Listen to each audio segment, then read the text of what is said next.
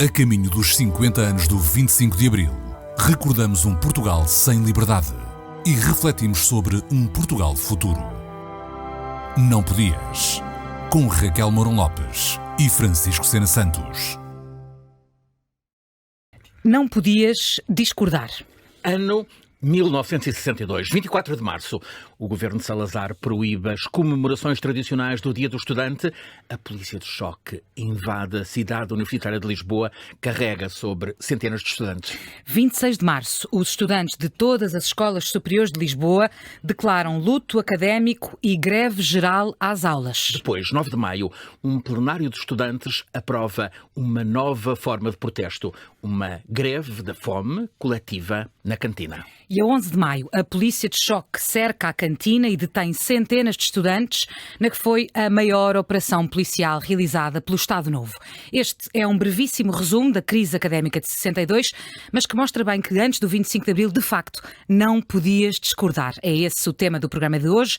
Eu sou a Raquel Mourão Lopes, comigo tenho, como sempre, o Francisco Sena Santos. Olá, Francisco. Viva, vamos à boa discussão. Vamos a isso. E hoje, connosco, para a tal boa discussão, aqui no estúdio da Antena 3, temos Augusto Santos Silva, licenciado em História, doutorado em Sociologia, foi professor do ensino secundário, professor universitário, deputado à Assembleia da República pelo PS. Desde 1995 foi secretário de Estado da Administração Educativa, ministro da Educação, da Cultura, dos Assuntos Parlamentares, da Defesa Nacional, dos Negócios Estrangeiros. É atualmente presidente da Assembleia da República. Desde março de 2022 nasceu 18 anos antes do 25 de Abril. Seja bem-vindo. E temos também a Joana Guerra Tadeu, ativista pela justiça climática, conhecida aqui na 3 como a ambientalista imperfeita. Bem-vinda de volta, Joana. Obrigada. Apresentou também o programa Verdes Anos na RTP3, é embaixadora do World Wildlife Fund Portugal desde 2022. Nasceu 15 anos antes do 25 de Abril. Estão apresentados os nossos convidados. Hoje, Presidente da Assembleia da República, viveu o 25 de Abril, estudante de História, não podia estudar Sociologia naquele 74, estudante de História na Faculdade de Letras do Porto, mas já tinha começado a discordar antes, ainda na escola já tinha enfrentado a oposição e a discórdia. Sim, muito obrigado pelo convite. Eu diria que o primeiro grande enfrentamento que me lembro com a ordem cinzenta e repressiva do que eu continuo a chamar o fascismo, espero que não se importem, ocorreu quando Vivemos eu teria 48 anos de regime fascista. Exatamente, também dito o Estado Novo. Ocorreu quando eu teria uns 13, 14 anos, era jovem estudante do que agora seria o terceiro ciclo do ensino básico, escrevia um artigo para o jornal da minha escola, que era o Liceu Dom Manuel II. Hoje Rodrigues de Freitas. O jornal chamava-se Contacto, e eu escrevi um artigo cujo argumento era porque é que este liceu não há de ser misto. Os liceus não eram mistos, uns eram masculinos, outros eram femininos, e eu protestei. Tinham sido na Primeira República. Na Primeira República Sim, tinha havido e no fim do regime, 25. alguns novos já foram mistos. E quais eram os argumentos que apresentava em defesa do... Não é que não havia nenhuma razão lógica para rapazes e raparigas estudarem em sítios diferentes, porque não estudavam coisas diferentes, e as coisas diferentes que estudavam, porque algumas coisas diferentes estudavam, não tinham razão nenhuma de ser. As meninas estudavam lavores. E, por exemplo, eu lembro das minhas irmãs aprenderem a fazer bolos e puericultura na escola. E, portanto, esse artigo saiu muito gravemente censurado. Na altura, 14, 15 anos, Augusto era um marxista revolucionário. Ainda não. Estava a caminho, estava em formação. Consciência política. Onde é que adquiriu essa consciência política? Justamente no liceu. De que forma? Os professores? Não. Estudantes, os nossos irmãos mais velhos. Na prática, eu pertenço a uma geração, digamos que pertenço à vaga mais nova da geração do Maio de 68 e de Coimbra de 69. Nós não fomos protagonistas de Maio de 68 ou de Coimbra de 69, mas éramos, digamos, os irmãos mais novos daqueles que foram protagonistas. E foi a consciência... Os efeitos foram fortes. Sim, claro. Foi uma grande mudança. Quem eram os seus heróis nessa altura? Danny Cohn-Bendit? Não tanto, era um bocadinho mais radical que isso. O meu grande herói de adolescência, bom, o herói da adolescência que se manteve até hoje foi o Karl Marx. O herói da adolescência que morreu como herói logo a seguir ao 25 de Abril foi um senhor chamado Lev Davidovich Bronstein, também conhecido por Trotsky. A minha heroína, agora só para dizer que nós podemos discordar, incluindo na nossa ortodoxia, foi uma rapariga chamada Jane Birkin, que morreu há pouco tempo. Morreu em julho Posso passado. contar a história? Então é muito engraçado. Não por isso. Sim, primeiro era essa versão que nós usávamos para liquidar. Uma das coisas que nós fazíamos era umas campanhas de impedir o normal funcionamento de aulas que nos pareciam absolutamente ridículas. Quais eram essas aulas ridículas? No ensino secundário era uma coisa chamada Organização Política e Administrativa da Nação. Bem, Quem quer que respondesse a todo o teste era imediatamente excomungado pelos colegas, não se podia ter Tinha boas notas, mas disciplina. já não tinha amigos. E antes disso, no que hoje seria o ensino básico, era canto coral. E uma vez o professor já não sabia o que é que nos havia de fazer e disse, bom, então da próxima vez tragam vocês uma música, já que não gostam do hino da Mocidade Portuguesa, não gostam do hino de Portugal, não gostam... tragam vocês uma música. E nós levamos... E escolheram cantar o Je t'aime. Mas não foi esse propósito. Um dos filmes que me fez mais... mexeu mais comigo quando eu era adolescente foi um filme do Antonioni chamado Blow Up. Blow Up, a história de um fotógrafo. A história de um fotógrafo. Devin Hemmings. Que eu vi em 72, 73. Vi em versão censurada. E a versão censurada passava por o jovem fotógrafo, tinha lá um comércio com aquela Vanessa Redgrave, mas depois havia três adolescentes que entravam, uma delas era a Jane Birkin, muito nova, que numa cena, num fotograma, começava a desapertar o botão da camisa e no outro fotograma estava a apertar de novo o botão da camisa. O que se passou, entretanto, foi devidamente censurado. Mas era uma verdadeira heroína ou era um sonho? Não, eu disse... Não, é um exemplo que eu depois dei num artigo que escrevi nas comemorações dos 25 anos do 25 de Abril, que se chamava o artigo Como Jane Birkin me atirou para os braços do trotskismo.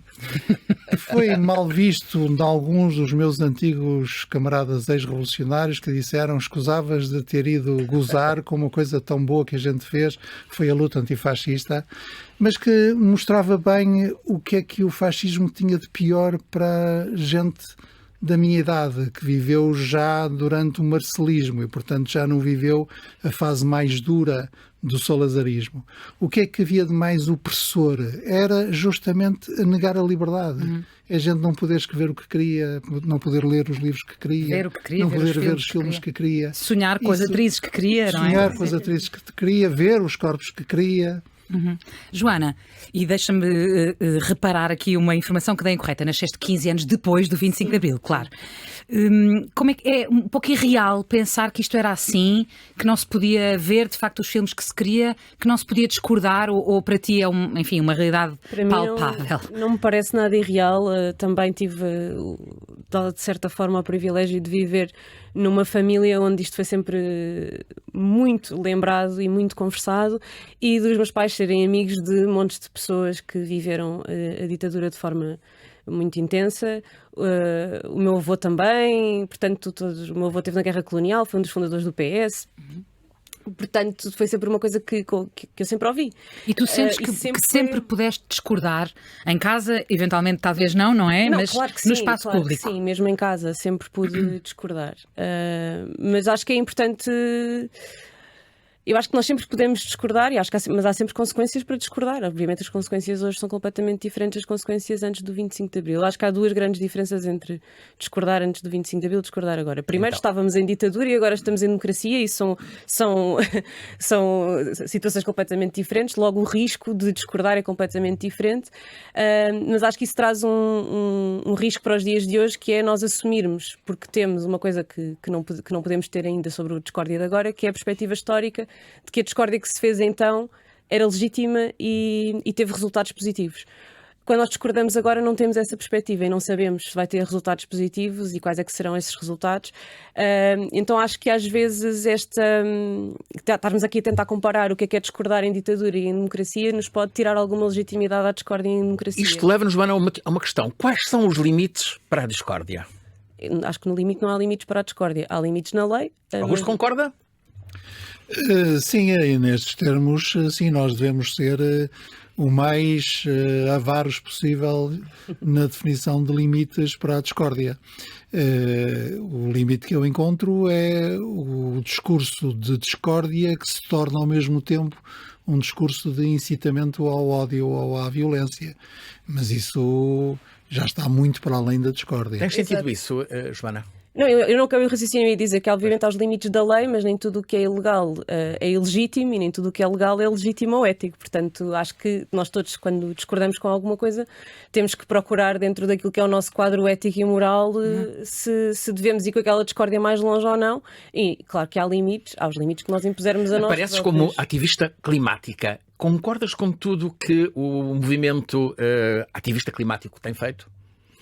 No geral, sim.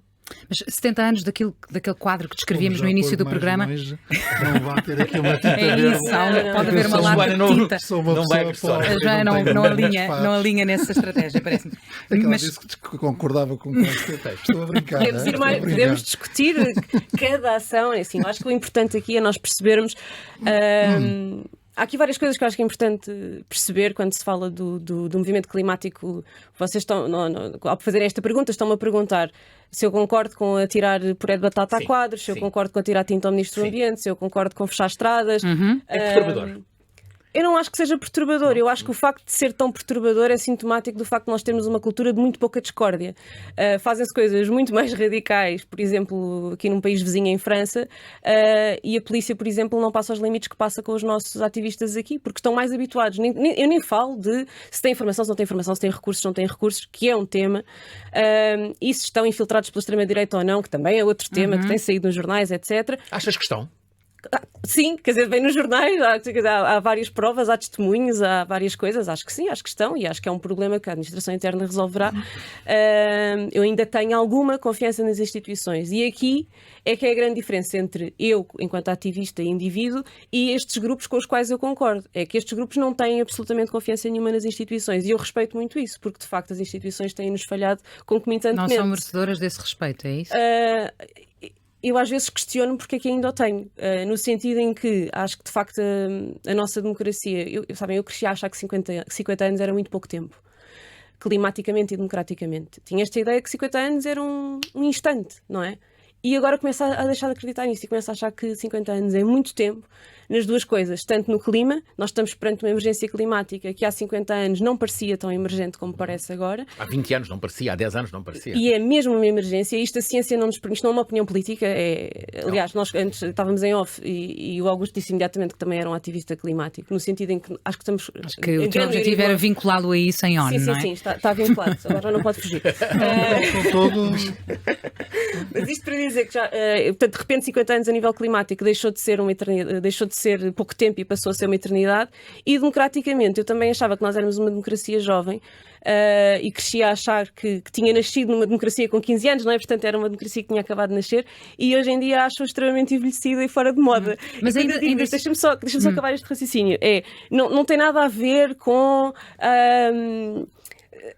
não sei, eu acho que se calhar quando eu digo isto, que parece uma democracia envelhecida, posso estar a ideia errada. O que eu quero dizer aqui é, o próprio Platão, quando definiu como é que se fazia uma república, falava em proteger a democracia dos jovens, dos impulsidades, dos impulsos dos jovens, da propensão ao risco dos jovens, etc. Mas estamos a falar de uma época em que a pirâmide demográfica eram sobretudo jovens, não é? E em que, de facto, se de repente os jovens decidissem que iam tomar conta da política, tomavam conta de todas as instituições e não havia cá sábio nenhum que se pusesse, que tivesse ali força para fazer o contrário. Hoje em dia, a nossa pirâmide demográfica são sobretudo velhos. Desculpem lá dizer velhos, mas eu acho que idosos é insultuoso. Mas isto sou eu que não sou velha. E nós, jovens, são cada vez menos, não é? E nós passámos de ter uma democracia que não se deixa apoderar por jovens para uma democracia que está completamente apoderada por velhos e que deixou de ouvir os jovens. E isto, ao nível institucional, é gritante. E criam-se criam-se, eu não estou a negar isto, criam-se ferramentas para supostamente dar espaço aos jovens para participarem, mas depois quando eles participam, não participam como os velhos queriam que eles participassem. Já lá vamos, disseste aí várias coisas interessantes em que vamos pegar mais à frente, mas para terminar este ciclo dos limites, quais é que são os limites à discordância? 70 anos depois do que descrevemos no início do programa, a crise académica de 62, voltou a haver detenções. Muito importante. Isso é justificado ou não, do teu ponto de vista? Perfeitamente injustificado, e houve uma coisa importante que faltou aí na história de 62, que é aquilo tudo terminou com o Marcelo Caetano, na altura reitor da Universidade Clássica de Lisboa, a demitir-se porque a polícia invadiu a universidade em protesto com o comportamento da polícia. Uma atitude digna, claro. Agora, o que me choca é o Marcelo Caetano, que acabou por ser um ditador, tem o bom senso na altura, não é? De fazer um ato simbólico, de se demitir, simbólico e prático, isto obviamente há de ter tido consequências para ele, não sei, mas este ato simbólico de se demitir contra a repressão policial dos estudantes, mas hoje temos uma universidade em que a própria universidade chama a polícia para deter os estudantes. Augusto, eu acho que isto é gravíssimo. Quais é que são para si os limites à discordância hoje em dia? Vê a justificação numa intervenção policial para deter manifestantes da ação climática, por exemplo? Depende do que os manifestantes, sejam eles quais forem os seus objetivos, estiverem a fazer. Se estiverem numa manifestação pacífica, utilizando meios pacíficos, fazendo valer as suas opiniões, não há nenhuma razão para detê-los. Mas como ativista climático assumido, aqui se assumiu, onde é que vê o limite? É nas tintas atiradas a um avião, a um ministro? Revejo-me nas decisões para aumentar a parte de energias renováveis no mix elétrico português, revejo-me nas decisões para facilitar o uso dos transportes públicos, revejo-me nas decisões para aumentar a mobilidade ciclável nas cidades. É disso que eu falo. Há uma grande diferença entre o meu ativismo climático e o ativismo climático que se limita a protestar mais contra os que fazem alguma coisa do que contra os que não fazem nada, ter a União Europeia, que é a zona do mundo que mais longe leva as preocupações climáticas como seu inimigo principal, protestar mais vezes contra, por exemplo, Portugal do que contra a China ou com a Rússia e por aí adiante. Mas isso não quer dizer que nega a qualidade ativista climática a esses. Mas também com muita diplomacia, lá está. Agora, o que eu queria dizer é que para mim os limites da discordância, eu queria dizer duas coisas, se me permitem. Em primeiro lugar é que a questão da discordância, da liberdade de discordância, é uma questão atualíssima. E eu vou dar um exemplo atualíssimo, polémico quanto baste para ser atualíssimo. Nos últimos dias, várias pessoas, incluindo eu próprio, têm discordado da forma como o Ministério Público interveio publicamente a propósito de certos processos. Não interessa quais os processos, interessa que esta discordância foi feita. E a resposta da mais alta autoridade do Ministério Público tem sido: estão a atacar o Ministério Público. Isto é uma cultura pouco democrática. E estou a deixar um pequeno silêncio para toda a gente perceber. Como é que se lida com isso? Como é que se lida com essa cultura? Com mais democracia, discordando mais, Subindo o tom da discórdia. Não é preciso subir, basta perseverar. Isso é outra coisa que eu acho que era importante. Basta perseverar, porque é muito importante que a gente se habitue a pensar que a democracia existe exatamente porque nós somos diferentes uns dos outros. Temos opiniões diferentes, temos sexos diferentes, temos orientações diferentes, temos ideias diferentes, temos interesses diferentes, representamos coisas diferentes e muitas dessas diferenças são até contradições. Andamos à luta e temos duas maneiras: ou andamos à luta, ou andamos nessa forma de luta que é um debate aberto em que cada um diz o que quer, em que procura convencer os outros e que se resolve politicamente por uma deliberação conjunta, em que vigora uma regra, normalmente na maioria, nem sempre. E, portanto, a cultura da discordância, a liberdade de discordância, e não é só a liberdade formal, nós estamos a habituar-nos a discordar, a passar pela rua e ouvir atrás de nós vergonha, como eu ouço às vezes na rua. Não me viro, quer dizer, não vou lá dizer o que é que o senhor, não digo ao segurança, vá ali identificar aquele sujeito que está a insultar uma autoridade. Pronto, exprimiu, coitado, alguém que está com dor de dente. Mas há um crescendo da intolerância com pontos de vista opostos. Claro, evidentemente. De onde é que isso vem? Um dos problemas graves. Ou seja, antes havia a repressão, agora... Na minha opinião, do ascenso das forças de extremismo, como agora se diz, ultradireitista. Tem essa experiência no Parlamento. Sim, mas não é só, Na sua não é só relação nisso. com o Chega, por A exemplo. segunda coisa que eu queria dizer é que os únicos limites que deve haver à liberdade de discordância são os mesmos limites que existem à liberdade de expressão, que eu, aliás, não consigo perceber porque é que muita gente hesita sobre elas. Porque para mim é a coisa mais fácil do mundo. Eu dizer assim, a Joana está a roubar o povo, é uma coisa insultuosa, mal educada da minha parte, mas não deve ser criminalizada. Ao passo que eu dizer, a Joana roubou às 10h02 desta manhã, no supermercado das Telheiras, 3 pacotes de leite, é crime, é uma difamação. E ela tem o direito de me exigir. Outra coisa é eu dizer assim, os salgaristas, eu sou salgarista, os salgaristas são burros. Também é uma coisa inadequada, estúpida, burra ela própria. Mas é uma coisa diferente dizer vamos matar os salgaristas, ou os salgaristas não deviam estar em Portugal, ou não há lugar na cidade do Porto para salgaristas. Isso aí já é discurso de ódio, aí já a polícia deve se interessar. Salgueiros perdeu lugar no futebol. Não, está no Campeonato Nacional de Futebol, o único que vale a pena acompanhar já agora. Voltando bravamente com o Amarante pela subida. Bom, Augusto, falávamos aqui das suas interações com o Chega, que têm sido, enfim... Eu não falei. Pois, falava o Francisco, mas falaremos nós agora também. Queríamos perguntar-lhe se, às vezes, discordar pode ser uma forma de dar palco àqueles de quem discordamos. Sim, é uma coisa boa. É boa? Aliás, sim, a discórdia não deixa de ser uma variante, como diria o Barthes, do discurso amoroso. Se a gente olhar a fator de concordar... progresso. Concordar Duvido significa... que olhe para o André Ventura como olhava para a Jane Birkin, mas vá. A gente concordar significa que os corações estão afinados. A expressão latina de onde vem concordar é o core, que quer dizer coração. E discordar quer dizer que os corações estão desalinhados. Como dizia o grande Lawrence Durrell, o ódio nada mais é do que o amor não correspondido. E talvez haja muito aqui nos nossos tempos presente. E o alinhamento, o desalinhamento dos corações, a discordância, pode ser momentos intermédios para que os corações se alinhem. Portanto, nós precisamos discordar uns com os outros, nas famílias, nos casamentos, nas equipas de trabalho, nas organizações, nas instituições. Nós precisamos de discordar.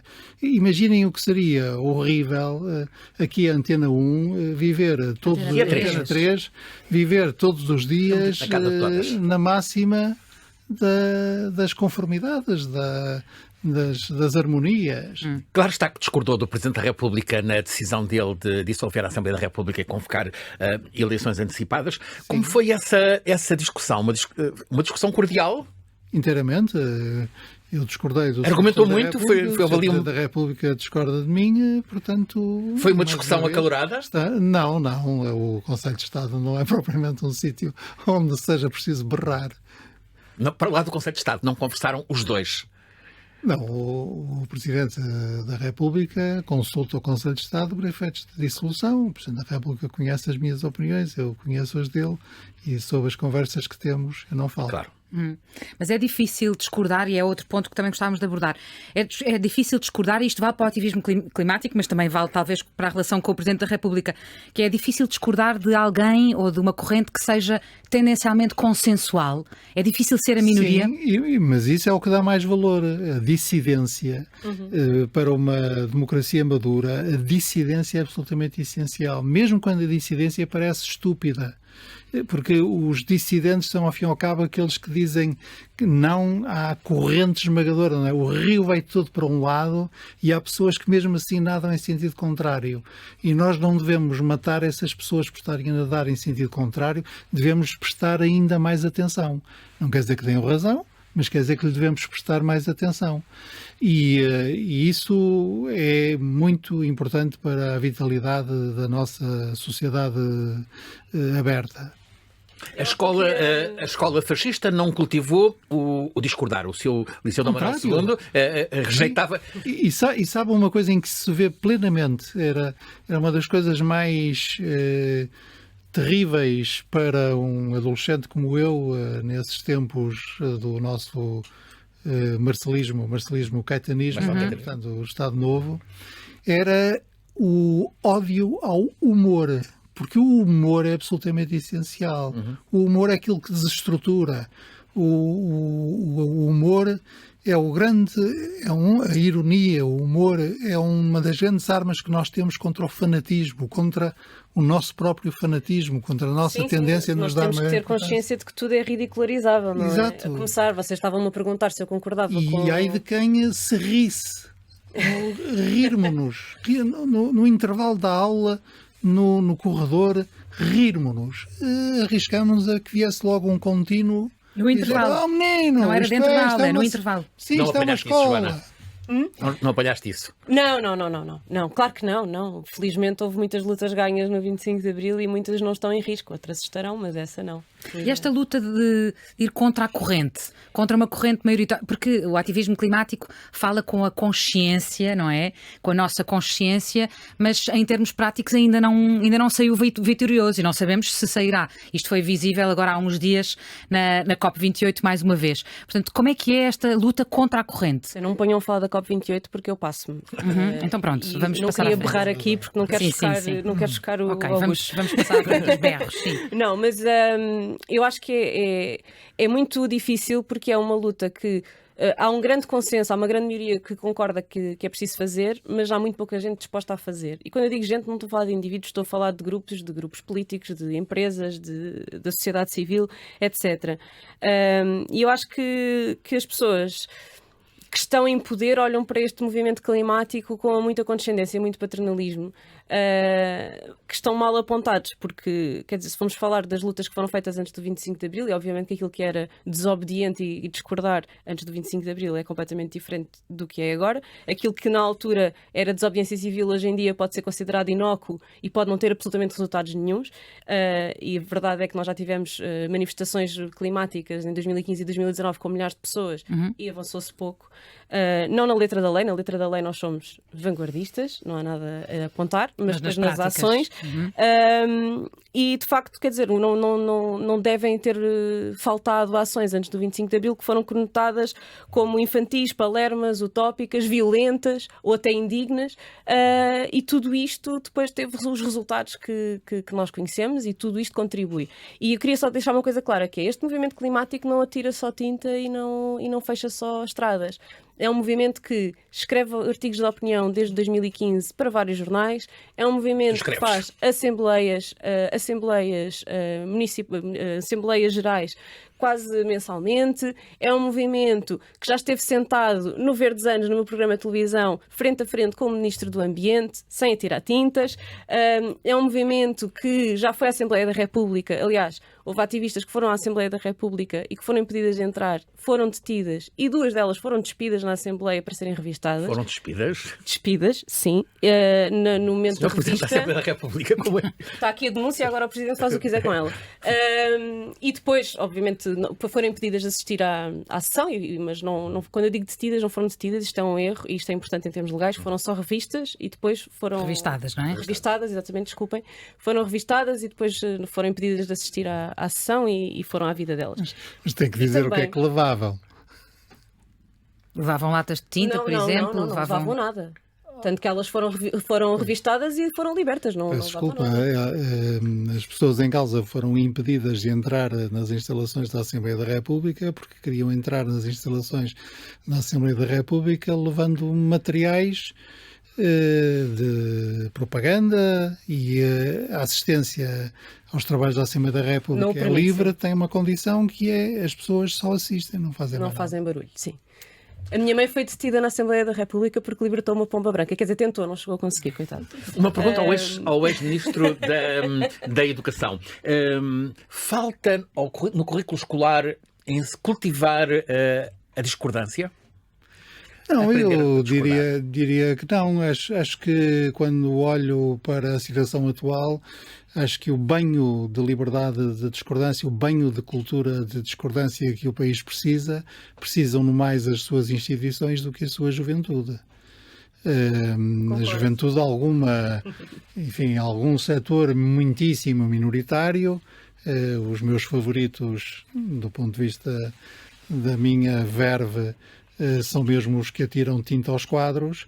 Tem apenas que aprender que o facto de nós discordarmos do que eles fazem não quer dizer que sejamos paternalistas, condescendentes, que estejamos a diminuir a sua liberdade. Não estamos estamos a discordar do que fazem. E há algumas diferenças. Antes do 25 de Abril, agora vamos aqui para Ancien Combattant, nós fugíamos da polícia, não atacávamos a polícia. Antes do 25 de Abril, nós atacávamos símbolos, não atacávamos pessoas. Sabíamos distinguir o que era... O Augusto é sociólogo e está a fazer uma generalização. Houve um ataque, claramente foi corrigido, não se voltou a repetir. Pronto, e acho que o movimento aprendeu a lição. Eu acho que isso foi bastante óbvio. Acho que atacam símbolos, como atacaram a fachada da REN ou a fachada da Galp, e acho que eles aprenderam muito com pessoas que viveram precisamente em momentos onde isto tudo era muito mais difícil de fazer. E acho que isso não lhes tira legitimidade nenhuma. Ainda bem, porque a gente progride por erro e tentativa. Eu estive na última manifestação que, infelizmente, tinha muito poucos ativistas. Tinha tantos ativistas como jornalistas. Eu estava a reportar, portanto não estava como manifestante. E eu coloquei-me entre a polícia e as pessoas que estavam a protestar a certa altura para fazer vídeo, e acabei por ficar lá, e tenho os vídeos de tudo isto. E o que se vê, obviamente, que os manifestantes tentaram por 2 vezes passar a linha policial, e os 2 que conseguiram foram detidos, o que me parece perfeitamente razoável, e para eles também lhes parece razoável, atenção, eles sabem quais são as consequências e os riscos e estão dispostos a acartar com eles. Mas depois, não me parece normal, por exemplo, uma ativista que está a fazer a cobertura no seu computador portátil sentada no chão, que vê colegas a serem revistados e diz: se vos roubarem alguma coisa, avisem, e a polícia atirar-lhe o portátil para o chão, pô-la sobre o carro, prender-lhe com algemas as mãos atrás das costas e dizer que ela está a acusar a autoridade de cometer um crime e que por isso vai ser detida e identificada. Isto não me parece razoável e não me parece que seja propriamente um estudante a atacar um polícia, mas sim um polícia a atacar um estudante. Tal como não me parece normal, na mesma manifestação, isto foi há 15 dias, uma sexta-feira, não me lembro da data, um miúdo de 17 anos que a seguir vai parar ao Hospital Maria Estefânia porque é menor, levar uma cacetada na cabeça de um cacetete de um polícia, que em vez de dar cacetetes nas pernas e nos traseiros, como é suposto fazer, está por trás da primeira linha policial a dar cacetadas por cima dos colegas para tentar acertar nos miúdos, que são miúdos de 17 anos. Eu tive que estancar essa hemorragia e esperar pela ambulância, que demorou 1h30 a chegar. Bom, vamos aqui ouvir falar de uma outra luta, talvez um bocadinho menos violenta. Vamos conhecer a terceira convidada deste nosso programa.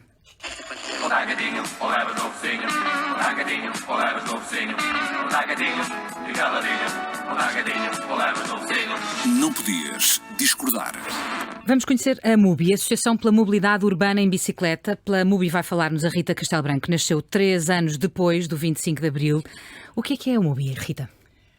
A MUBI é uma associação que nasceu em 2009, portanto numa altura em que as bicicletas se contavam mais ou menos pelos dedos, e eu acho que quem andava de bicicleta conhecíamos mais ou menos uns aos outros, quando nos cruzávamos na rua. Portanto, na altura, na verdade, pode-se dizer que nasceu da discordância em relação à cidade que estava a ser feita e à maneira de pensar a cidade, totalmente dependente e apostada no carro como forma quase única de mobilidade. Quer dizer, com certeza que não é como forma única, mas como forma preponderante, no fundo associando como se o carro fosse liberdade. Cresceram vias cicláveis? Desde então. Sim. Mas a enfrentar discórdias. A enfrentar discórdias, claro. E a estrada é um local particularmente difícil para discordar. Quer dizer, talvez não haja cacetadas, como dizia ali a Joana, mas não é um sítio assim, pode não ser muito pacífico. Pode não ser um sítio simpático para discordar, porque obviamente quem anda a pé e quem anda de bicicleta está naturalmente numa posição de enorme vulnerabilidade, e aliás uma das coisas que defendemos é exatamente que deve haver uma velocidade, que todos os modos de transporte devem andar a uma velocidade realidade mais semelhante, e daí também a necessidade de uma das coisas que reivindicamos muito é que se reduzam as velocidades para 30 km/h, e isto aqui é uma coisa muito consensual de que muitas cidades têm vindo a praticar, e que inclusivamente é uma recomendação da Organização Mundial de Saúde. E essa vossa discórdia da realidade é ouvida por quem tem poder? Depende, portanto, existem aqui vários níveis de poder, portanto, desde poder municipal, a Assembleia da República até ao poder municipal. Pode aproveitar por aqui uma cunha, aparentemente é uma coisa que está em voga agora. Não, temos por acaso melhores experiências da Assembleia da República, até somos bastante ouvidos e frequentemente recebidos pelos grupos parlamentares. Por regra, quando está a haver a discussão do Orçamento de Estado. Portanto, temos visto algumas das nossas propostas, porque normalmente tendemos a ser bastante construtivos na nossa forma de intervenção. Sim. Portanto, mas com as câmaras não tem sido tão fácil, não é? A mobilidade essencialmente em Lisboa e no Porto. Depende, tem havido ciclos, portanto tem havido alturas, falando em Lisboa nomeadamente, porque estou em Lisboa e pela MUBI de Lisboa, tem havido fases distintas, portanto desde fases de muita colaboração e de bastante proximidade. E até acho que se pode dizer que às tantas a MUBI houve aqui uma altura em que perdeu eventualmente um bocadinho o gás, no sentido em que quando nós até achamos que as coisas estão a correr bem, sim, apazigua-se, não é? E, portanto... Tudo corria bem, andava sobre rodas. Quer dizer, claro que nunca à velocidade que achamos que deveria, e umas vezes com um bocadinho com mais de coragem, outras vezes com uma coragem que nós considerávamos insuficiente, até porque esta questão da coragem também é muito discutível, porque nós muitas vezes falamos em coragem política, mas eu acho que a verdadeira coragem é para deixar tudo como está, porque estamos a falar de impactos brutais em termos ambientais, cerca de 30% das emissões vêm dos combustíveis fósseis que utilizamos na nossa hiperdependência automóvel e, portanto... E assim sendo, Rita, como é que chegamos a um ponto em que uma ciclovia pode ser considerada tão ameaçadora ou tão combatível?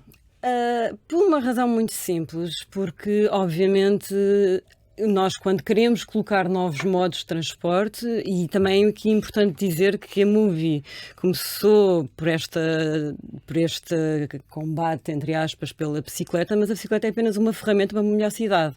E, portanto, aquilo que nós queremos, na verdade, é uma melhor cidade e uma cidade muito mais democrática, onde todas as pessoas conseguem ter a liberdade de ir de A para B.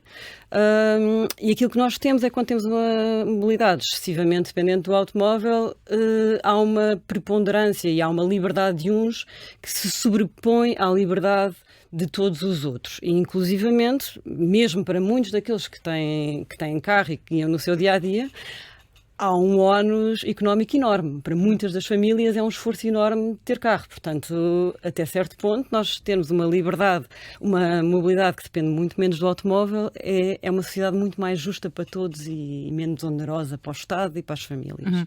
Está apresentada a MUBI, a Associação pela Mobilidade Urbana em Bicicleta. Vejam bem que não há só gaivotas em terra quando um homem se põe a pensar. Quando um homem se põe a pensar. Não podias discordar. Vamos lá pôr-nos a pensar. Augusto, o direito a discordar está em retrocesso? Cresce a intolerância ao discordar? Eu diria que, em geral, na Europa, sim. E isso deve preocupar e mobilizar-nos. Como é que se cuida isso? Chateando. E em Portugal, e com eleições à porta, vê esse risco mais agudo? Não, eu diria que com o ritmo eleitoral com que nós estamos, passamos a vida, de facto, a discordar e, portanto, sou um bocadinho mais de concórdia e parar um bocadinho. Eu estou a falar, e o Augusto percebeu, de um eventual desfecho do que as eleições trarão. Não tenho, indo à sua pergunta implícita, eu não acho que nós devamos sobrevalorizar o que o eleitorado, nas suas opções, nas suas escolhas, valorizou de forma muito pouco significativa. Eu sei que há 12 deputados na Assembleia da República que, por exemplo, se permitem patear e tentar impedir um chefe de Estado estrangeiro que está a discursar a nosso convite numa sessão solene de o fazer. A vinda de Lula da Chega Silva, com Lula. De o fazer. Mas é um erro pensar que esses 12 deputados são mais que 12 deputados. Os deputados são 230 e, portanto, não demos a essa pequena minoria mais importância do que o que ela tenha. Na minha opinião, já tem demais. Mas não façamos nós agora aquela coisa de ir atrás do efeito fácil do ser mais espetáculo, porque, evidentemente, estarem 80 deputados do primeiro partido da oposição sentados, solenemente sentados, muitos deles com a bandeira da Ucrânia, para exprimir e bem a sua oposição a uma das ideias que o presidente Lula tem expresso. Sentados pacatamente, não cria tanto frisson como estarem 12 aos gritos a tentar impedir o homem de falar. Mas nós devemos ter o sentido das proporções. Portanto, eu tenho o sentido das proporções. Não acho que Portugal tenha nenhum problema transcendental com as questões da intolerância. Somos dos países mais tolerantes na Europa. Pensando na Europa, há de facto um certo retrocesso na Europa e nos Estados Unidos.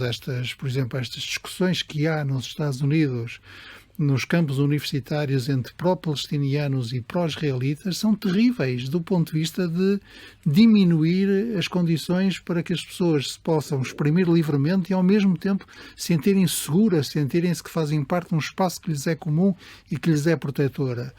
Portugal continua a ser parcialmente uma ilha que nós devemos cultivar, uma flor muito frágil, como a flor da discordância da dissidência, da liberdade e essa flor que é a liberdade tem que ser sempre alimentada constantemente. Joana, temos que esta flor esteja a ser ameaçada.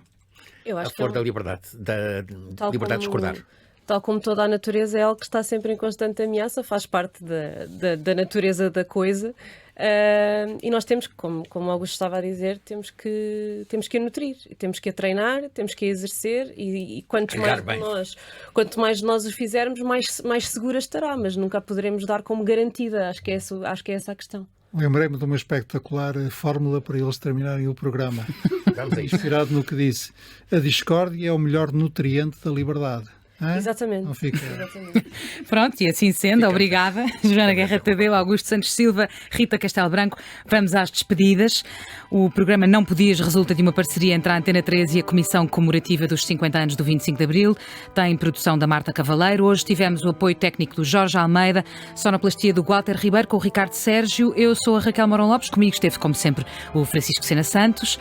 Podem ver-nos no canal do YouTube da Antena 3, escutar-nos a qualquer altura em RTP Play e nas plataformas habituais de podcast e, claro, na rádio, sábado sim, sábado não, às 10 da manhã, aqui na Antena 3. E sendo assim, Francisco, até ao próximo sábado sim. Vamos a isso.